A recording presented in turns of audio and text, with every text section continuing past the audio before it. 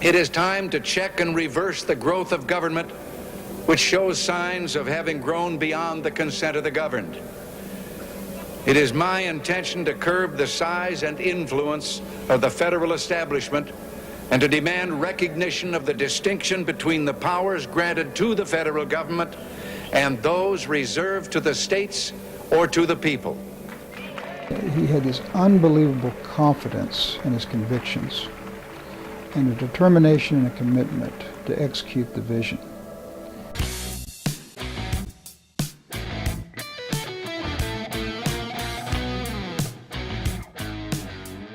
There was a point where he was being criticized by the national news media for being too conservative. They were trying to label him, and he wouldn't let them do that. The John Birch Society endorsed him one day, about 10 o'clock in the morning before a pre-scheduled press conference at 1.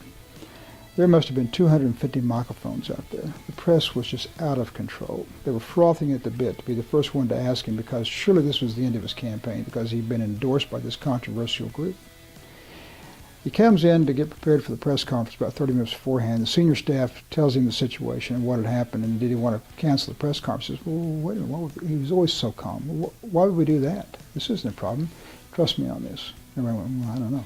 So he walks out, steps on the platform. The press starts to push forward, and he says, before we take questions, and it's a general press conference, I have an opening statement. I understand today that I was endorsed this morning at 10 o'clock by the John Birch Society, and I know how controversial they are. And I want to tell you how delighted I am that each individual in the United States of America has a right to participate in the presidential contest any way he or she sees fit. If they want to endorse somebody, that's their constitutional right. And just remember, they endorsed me. I didn't endorse them. I have nothing to do with them. But I'm glad to have the support of any United States citizen who wants to help me advance my agenda of liberty and freedom. End of statement. Not one question from the press. Everybody backed off. Went back into the questions, okay, how would you balance the budget? That's confidence in your convictions. And as far as Oklahoma, if he was the governor today, or if he was dealing with states, it would be all about the 10th Amendment and what are the states' rights under the Constitution, but not just their rights, what are their obligations to serve the people of the state that they should pay for.